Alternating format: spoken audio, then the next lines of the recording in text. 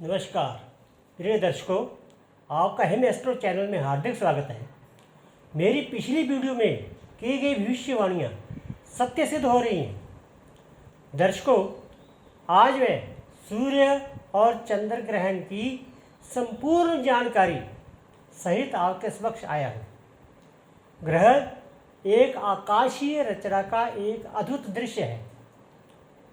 आजकल ग्रहण पर टीवी चैनलों पर तरह तरह की चर्चा होती है। इस पर वैज्ञानिक अपने तर्क देते हैं और जोशी अपने विचार प्रकट करते हैं। गणना पर दोनों पक्ष सहमत रहते हैं, परंतु उसके प्रभाव पर सहमति नहीं होती, क्योंकि वैज्ञानिकों के पास उनके अलग तर्क होते हैं। दर्शकों, प्राचीन काल में जब कई देश ग्रहण के बारे में नहीं जानते थे, उसमें भी भारत के लोग ग्रहण के बारे में विस्तार से जानते थे, क्योंकि हमारे ऋषि मुनियों ने इसकी गणना और प्रभाव के बारे में बहुत पहले ही जानकारी दे दी थी। इसका प्रभाव हमारे सबसे पुराने वेद ऋग्वेद में पाया गया है। उसी समय से ही राहु केतु दो छाया ग्रहों का प्रमाण मिलता है। महर्षि अत्रि ने भी ग्रहण और उसके प्रभाव के बारे में लिखा है। प्रियजनों, ग्रहण अमावस्या या पूर्णिमा को ही लगता है। अमावस्या को जब सूर्य, चंद्र और पृथ्वी एक सीध में आ जाए तब सूर्य ग्रहण लगता है, और पूर्णिमा को सूर्य, पृथ्वी और चंद्रमा एक सीध में आ जाए तो चंद्र ग्रहण लगता है। चंद्र ग्रहण के समय पृथ्वी मध्य में होती है और सूर्य ग्रहण के समय चंद्रमा मध्य में होता है। दर्शकों, पृथ्वी सूर्य से 9 करोड़ मील दूर है, 9 करोड़ मील, और चंद्रमा पृथ्वी से 2,53,000 मील दूरी पर है। सूर्य पृथ्वी से 109 गुना बड़ा है।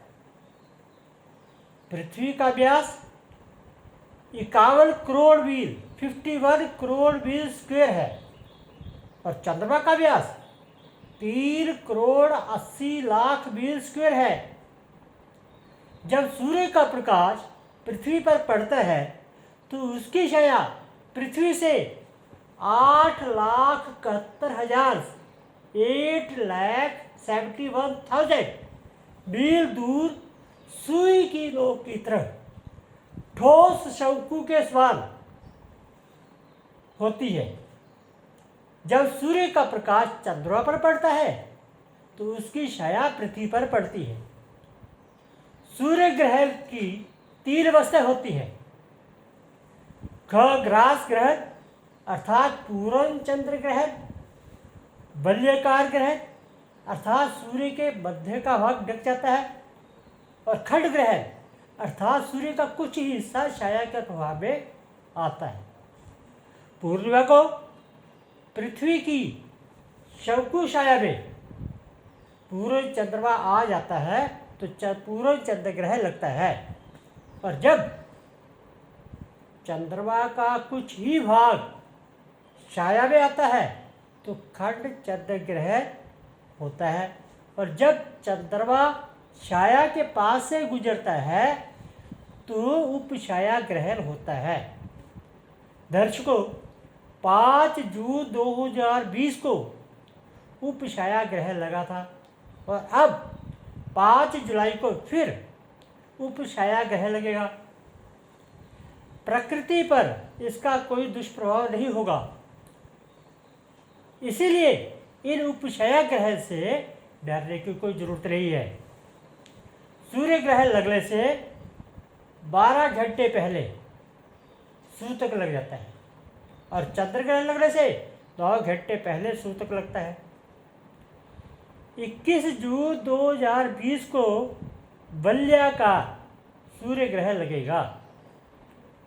यह अलग अलग स्थानों पे अलग अलग समय पर लगेगा।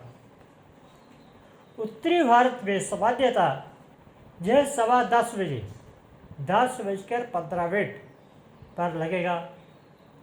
इसलिए इसका सूतक भी रात को 10:15 पर लगेगा। पूर्ण ग्रास, इस ग्रहण का पूर्ण ग्रास 12 बजे दोपहर को लगेगा। 1:43 तक इसका अंत होगा। दर्शकों, इस सूर्य ग्रहण को नंगी आंखों से मत देखना और मिथुन और धन राशि वाले इस सूर्य ग्रहण को बिल्कुल भी ना देखें। यदि आप इसे देखने की इच्छा रखते हैं तो स्वच्छ जल में इसकी छाया को देखें, उससे कल्याण भी होगा। प्रियजनों, राशियों पर ग्रहण का क्या प्रभाव होगा, हमें क्या क्या उपाय करने चाहिए, यह मैं अगले वीडियो में बताऊंगा। प्रियजनों, यदि मेरे द्वारा दी गई यह जानकारी आपको पसंद आ रही है तो मेरे हिब एस्ट्रो चैनल को सब्सक्राइब करें। माँ भक्ति आपका कल्याण करे। ओम दुर्गाय नमः।